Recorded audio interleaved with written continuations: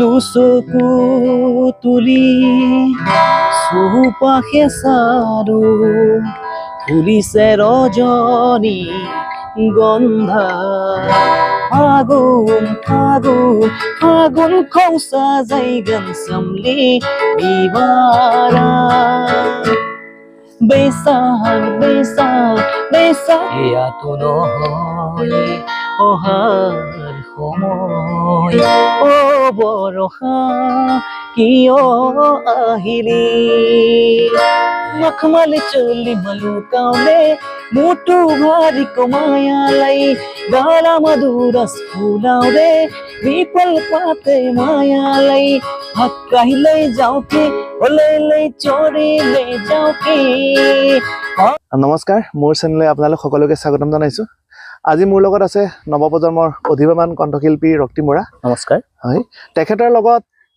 গানৰ বিষয়ে বা সংগীতৰ বিষয়ে বহুখিনি কথা পাতিম তাৰ আগতে তেখেতৰ প্ৰিয় গীত এটাৰ জৰিয়তে অনুষ্ঠানটো আৰম্ভণি কৰিম হয় ধন্যবাদ মোৰ ফালৰ পৰাও নতুন বছৰ সমূহ অসমবাসী ৰাইজলৈ বহুত বহুত মৰমৰ শুভেচ্ছা জনাইছোঁ প্ৰথমে মোৰ ভাল লগা জুবিন দাৰ এটি খুব সুন্দৰ গীত এই গীতটি মই গাবলৈ চেষ্টা কৰিছোঁ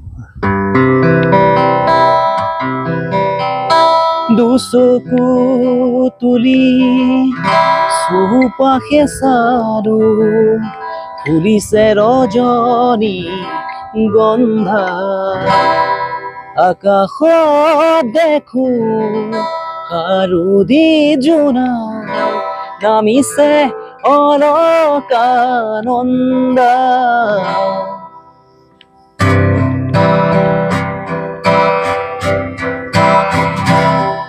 প্ৰীতি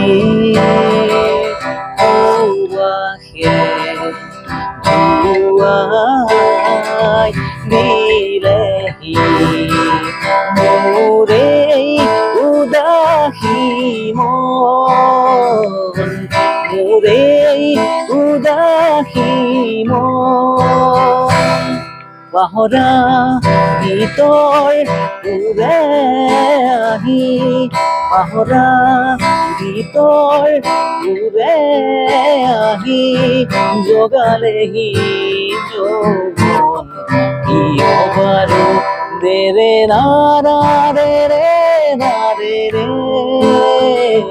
দেৰে নাৰা ৰে ৰে নাৰে ৰে ভাল লাগিল তোমাৰ কণ্ঠত জুবিন গাৰ্গৰ গানটো শুনি আৰু আমাৰ অনুষ্ঠানলৈ প্ৰতিজন কণ্ঠশিল্পী আহিলে আমি প্ৰথম প্ৰশ্ন কৰোঁ যে সংগীতৰ যাত্ৰা কেতিয়াৰ পৰা অব্যাহত ৰাখিছে হয় আপুনি একেটা খুব এটা ভাল প্ৰশ্ন কৰিছে সংগীতৰ যাত্ৰা মানে মই সৰুৰ পৰা গান গাইছোঁ সৰু মই যেতিয়া ক্লাছ 5ত আছিলোঁ তেতিয়াৰ পৰা মই গীত শুনো গাওঁ জ্যেষ্ঠজন শিল্পীয়ে গীত গালে সেই গীতসমূহ শুনো আৰু কম্পিটিশ্যন কৰোঁ তাৰপিছত আপোনাৰ মই ক্লাছ 5ৰ পৰাই গীত গাইছোঁ হয় সংগীত নিজে ভাল পাইছিলা নে ঘৰৰ মানুহে কোনোবা জোৰ কৰিছিলে সংগীত মানে ভাল পোৱা হিচাপে মোৰ প্ৰথমতে মন আছিলে মানে গীটাৰ বজাবলৈ তাৰপিছত গীটাৰ বজাবলৈ মই যেতিয়া মোৰ গীটাৰ মোৰ তেতিয়া নিজৰ নাছিলে তেতিয়া মই কাঠৰ গীটাৰ এখন মানে এনেকৈ তাঁৰ লগাই শিকৰি লগাই মই তেতিয়া বনাই ঘৰতে বজাইছিলোঁ তেতিয়াৰ পৰাই মানে মোৰ গীতৰ আৰম্ভ হৈছিল আৰু ওচৰতে ফাংচন হৈছিলে তেতিয়া মানে জুবিন দাৰ গান ভাল পাওঁ শুনো তেতিয়া বিহু গাই এনেকেই ওলাই গৈছিলোঁ এনে আনুষ্ঠানিকভাৱে প্ৰথম শিক্ষা ক'তো হোৱা নাছিলে এনে গীতৰ আনুষ্ঠানিক শিক্ষা গ্ৰহণ কৰিছে নে আনুষ্ঠানিক শিক্ষা মানে মই যেতিয়া ক্লাছ 8 পাইছোঁ তেতিয়াৰ পৰা মই অভিযাত্ৰীতে জামুগুৰি অভিযাত্ৰীত গীত শিকিছিলোঁ তুমি এতিয়া প্ৰথম মঞ্চত পৰিৱেশন কৰা গীতটো মানে শুনিব বিচাৰো তোমাৰ কণ্ঠত আজি হয় ধন্যবাদ ঠিক আছে মই প্ৰথম গীতটি যেতিয়া জুবিন দাৰ এই গীতটি যেতিয়া এই চিনেমাখন খুবেই জনপ্ৰিয় হৈছিলে এই গীতটিয়ে মই প্ৰথম গাইছিলোঁ তেতিয়া ষ্টেজত প্ৰথম আৰু তেতিয়া মই ক্লাছ 6ত তেতিয়া এই গীতটি গাইছিলোঁ এই গীতটি অকণমান মই গাবলৈ চেষ্টা কৰিছোঁ বিহু গীত পাতৰে লুকাই ফুলে নাহৰৰে ফুল ফুলিৰে মাত শুনিলে হয় মনোগুল থুগুল দূৰ দূৰ দূৰণিৰে পৰাই মনত পৰে তোমালৈকে ফুল পাতৰে লুকাই ফুলে নাহৰৰে ফুল ফুলিৰে মাত শুনিলে হয় মনোগুল থুগুল কেনেকৈনো দূৰৈত বাৰু চাকৰি কৰোঁ সদায় ৰাতি ৰাতি তোমাক সপোন দেখোঁ দূৰ দূৰ দূৰণিৰে পৰাই মনত পৰে তোমালৈকে শুন বঢ়িয়া মই প্ৰথম যেতিয়া পাৰফৰ্মেঞ্চত গাইছিলো তেতিয়া মই মানে গীতৰ লগত মানে মই গীত গাম বুলি যোৱা নাছিলো, চাব গৈছিলো ফাংচন। তেতিয়া মানে আমি হুঁচৰি গাওঁ যে গাঁৱে গাঁৱে ধৰ আমাৰ বিহু যিটো পৰম্পৰা, তেতিয়া সেই তাৰে মানে দাদা এজনে ক'লে তুমি ধুনীয়া গাইছিলা আমাৰ তাত বিহু গাওঁতে, তুমি গান এটা গোৱা। তেতিয়া সেই গীতটি গাই তেতিয়াৰ পৰা মানে সংগীতৰ লগত জড়িত হৈ গলো আৰু সংগীতৰ প্ৰতি ৰাপ। কিন্তু গীত আগৰ পৰাই শুনো, ভাল পাওঁ। আৰু অনুষ্ঠানলৈ কণ্ঠশিল্পীক মাতি আনিলে কথা বেছিকে পাতিলে দৰ্শকে আমনি পায়, গতিকে আমি বেছিকে গানেই শুনিম বাৰু। তাৰ মাজতে দুই এটা কথা পাতি যাম। তুমি অকল মানে অসমীয়া ভাষাতে গান গোৱা নে আৰু বেলেগ ভাষাৰো গান গোৱা? হয়, মই অসমীয়াৰ বাদেও বেলেগো গান গাওঁ। মই আদিবাসী, নেপালী, বড়ো, বেংগলী সকলো সম্প্ৰদায়ৰ গাওঁ। হয়, গতিকে এতিয়া সেই ভাষাকেইটাৰ যিকোনো এটা গান শুনিব বিচাৰিছো। ঠিক আছে, মই অকমান বড়োগীত এটি গাই দিছো মোৰ ভাল লগা। ঠিক আছে।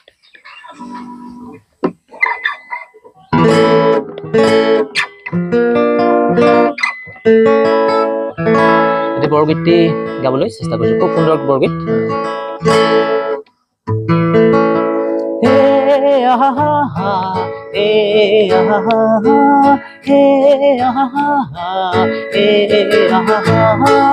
Fagun, fagun, fagun kau sajaikan samli bibara. Besar, besar, besar kau sajaikan dan pangi helai bilaya.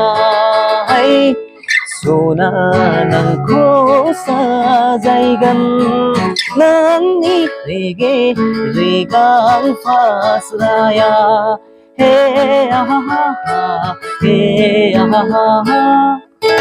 ভাল লাগিল তোমাৰ কণ্ঠত গীতসমূহ শুনি ভাল লাগি আছে। এইখিনিতে তোমাৰ পৰা জানিব বিচাৰিছো, মানে এতিয়া তুমি নিচা হিচাপে লৈ আছা সংগীতক নে পেচা হিচাপে লৈছা? মই এতিয়া নিচা হিচাপে লৈ আছো, কাৰণ আমি শিকি আছো, শিকি শেষ হোৱা বস্তু নহয়। লাহে লাহে যেতিয়া আমাৰ শিকি সকলোখিনি হ'বগৈ, তাৰ পিছতহে পেচা হিচাপলৈ ভাবিব পাৰোঁ। প্ৰথম সংগীত ভাল পাওঁ, সংগীতক শ্ৰদ্ধা কৰোঁ আৰু সংগীত শিকি আছো। বহু ক্ষেত্ৰত দেখা যায় যে এই যিসকল যুৱ কণ্ঠশিল্পী, সেইসকল কণ্ঠশিল্পীক কোনো কমিটিয়ে নিমন্ত্ৰণ জনায় গীত পৰিৱেশন কৰিবৰ কাৰণে। মানে মই জনপ্ৰিয় কণ্ঠশিল্পীসকলৰ কথা ক'বলৈ যোৱা নাই, তেখেতসকলে এটা মতুৱা ধৰণৰ টোপোলা লয় আৰু তেখেতসকলে এগ্ৰিমেণ্ট কৰে, তেখেতসকলক টকা পইচা দিয়াত একো খেলি মেলি নহয়। কিন্তু আমাৰ যিসকল নতুন যুৱ প্ৰজন্মৰ কণ্ঠশিল্পী আছে, গাঁৱে ভূঞে যথেষ্ট যুৱ প্ৰজন্মৰ কণ্ঠশিল্পী আছে, সেইসকলক কমিটিয়ে গান পৰিৱেশন কৰিবলৈ নিমন্ত্ৰণ জনায়।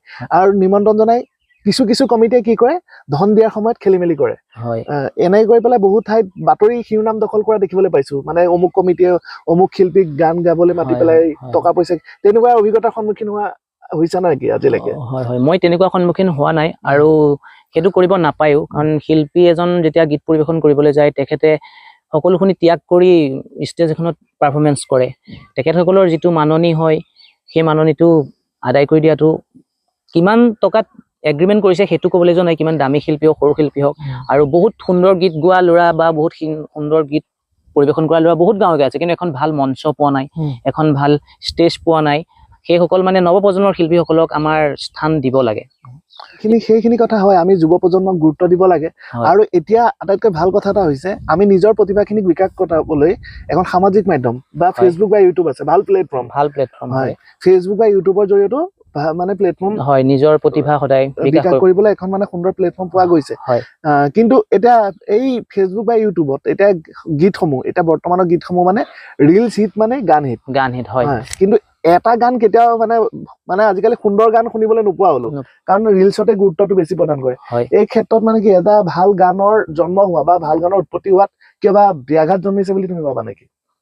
হয়, ব্যাঘাত জন্মিছে বুলি ভবা বুলি মই ক'বলৈ নাযাওঁ বাৰু দেই। সকলোৰে মানে সংকল্পটো বেলেগ থাকে, সকলোৰে কিহৰ গান এটা বুলি ক'লে গানটো সদায় কেৰেক্টাৰটোৰ লগত মিলিব লাগিব। আজিকালি ৰিলছ, ইনষ্টাগ্ৰাম, ফেচবুক, সকলোৱে ৰিলছতে গানবিলাক যায়, কিন্তু গান হিট হ'ম বুলি কেতিয়াও বনাব নালাগে। প্ৰথম কথা, প্ৰথম গীতটি সুন্দৰকৈ গাব লাগে আৰু গীতটি সকলোৱে আদৰি ল'ব লাগে। কিন্তু বৰ্তমান সময়ত কালজয়ী গীতৰ সৃষ্টি নোহোৱাৰ নিচিনা হৈছে। হয় হয়, কাৰণ ধৰক এতিয়া মানে যেতিয়া এতিয়া সংগীত যিসকলে পেচা হিচাপে লৈছে, যেতিয়া তেখেতসকলে এটা গীত নিৰ্মাণ কৰিব, তাত যথেষ্ট পৰিমাণৰ খৰচ হয়, হয়নে? গতিকে সেই খৰচটো উঠাবলৈ যাওঁতে তেখেতে গান এটা প্ৰথমতে ৰিলছ বনাব পৰা গানটোৰ কথাই চিন্তা কৰি ল'ব লাগিব। হয় হয়, সেইটো আপুনি ভাল কথা কৈছে। জনপ্ৰিয়তাটো আজিকালি মানে আপোনাৰ সকলোৰে নৱপ্ৰজন্মই নচাটোৱে বিচাৰে, তাৰ মাজত আপোনাৰ গীতৰ মাজত প্ৰেমৰ গানো থাকে, বিহু চঙো থাকে, তাৰপিছত আপোনালোকৰ ৰিয়েল বিহু থাকে। আজিকালিতো আধুনিকতাৰ বিহুবিলাক চলি আছে, যিখিনি আমাৰ মৰাণ চাইডে তিনচুকীয়াৰ পিনে মিউজিক কৰে, যিসকল আমাৰ জনপ্ৰিয় বাদ্যযন্ত্ৰ মিউজিক শব্দ সংমিশ্ৰণ কৰা দাদাসকল আছে, তেখেতসকলৰ মই কথা কৈছো। সেইটো হয়। কথা আৰু পাতি থাকিম এইখিনিতে। নেপালী সংগীত মানে তোমাৰ নেপালী গীত এটা। ঠিক আছে, মই নেপালী গীত এটা গাবলৈ চেষ্টা কৰিছো জুবিন দাৰে।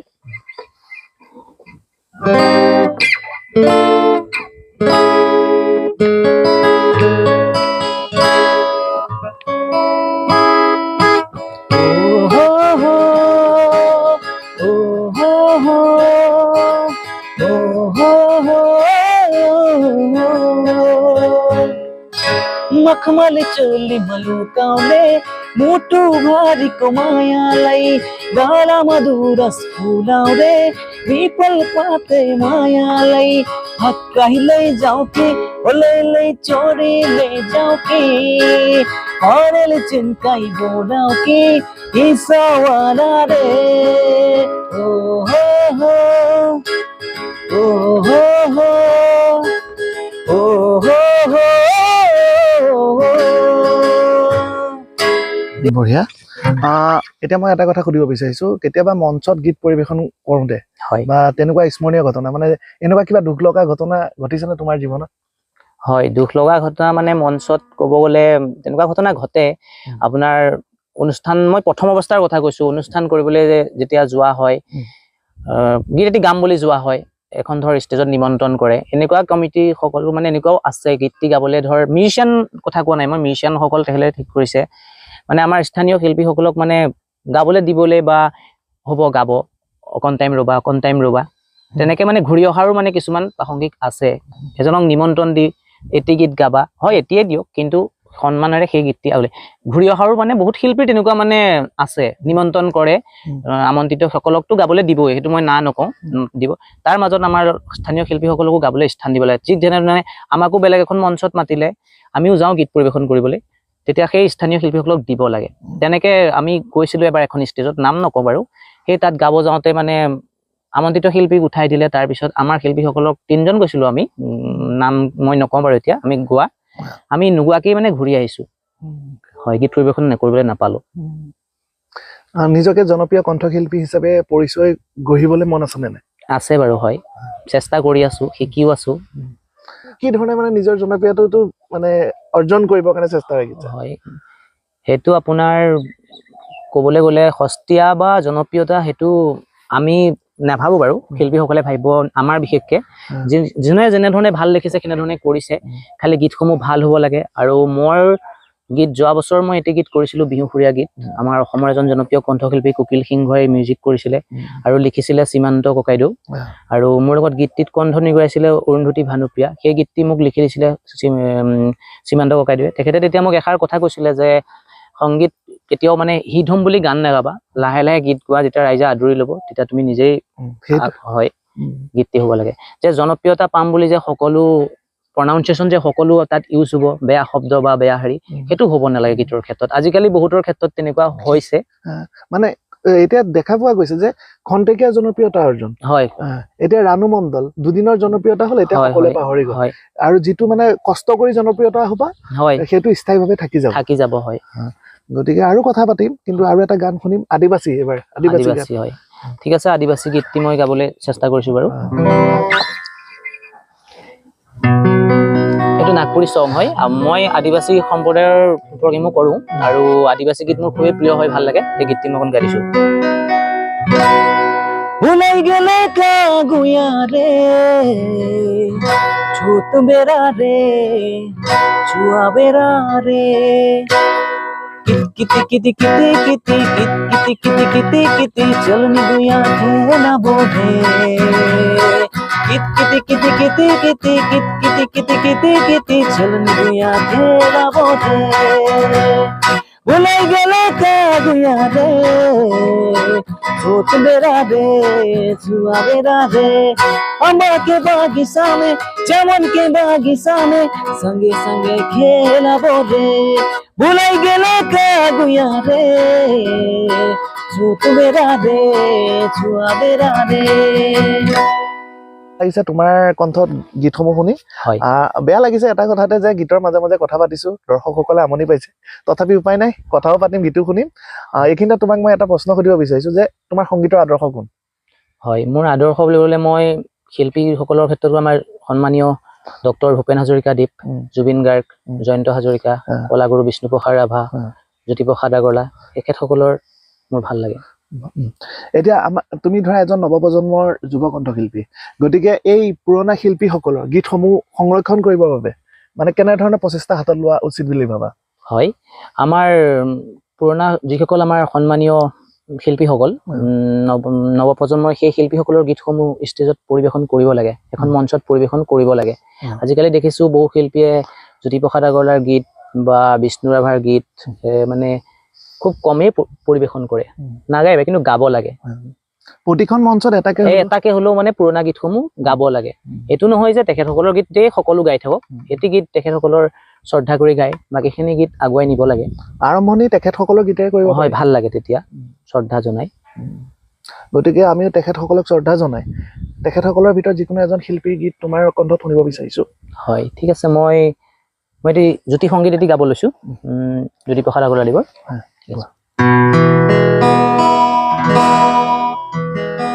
জোনোৱালী নিশাৰ ৰূপোৱালী পোহৰে চকুৰ পাহিত ছবি আঁকি যায়, জোনোৱালী নিশাৰ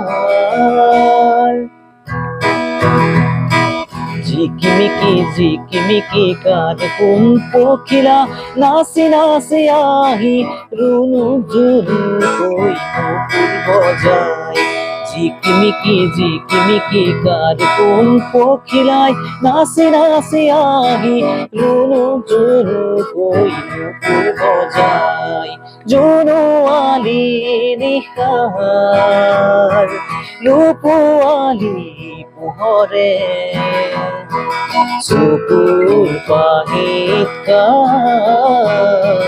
ছবি আঁকি যায়, পাখি কৰে ৰুণ ৰুণ গান গাই গুণগুণ, পাখি কৰে ৰুণ ৰুণ গান গাই গুণগুণ, হাঁহি হাঁহি দেখুৱাই বকা বকা চকা মকা ৰঙা সপোন, জোনোৱালী নিশাৰ ৰূপোৱালী পোহৰে চকুৰ পাহিত ছবি আঁকি যায়, জোনোৱালী নিশাৰ।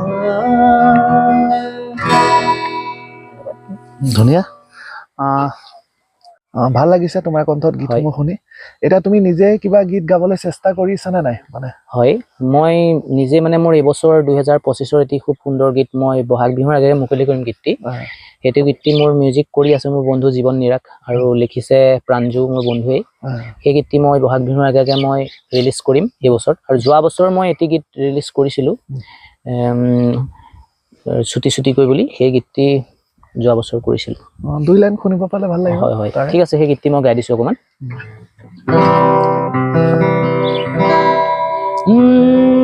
ছুটি ছুটিকৈ কাপোৰ নি পিন্ধিবি, ডেকা ল'ৰাই জোকাব, মিচিক মাছাকৈ হাঁহিতে নামাৰিবি, মৰম বাঢ়ি যাব, পৰনৰ চকী ৰান্ধালি ছোৱালী গালতে তুলেতি, ভাল পাঙ্গুলি কয়ে দিবি নে মৰমে কাজৰি, ভাল পাঙ্গুলি কয়ে দিবি নে মৰমে কাজৰি, ছুটি ছুটিকৈ কাপোৰ নি পিন্ধিবি, ডেকা ল'ৰাই জোকাব।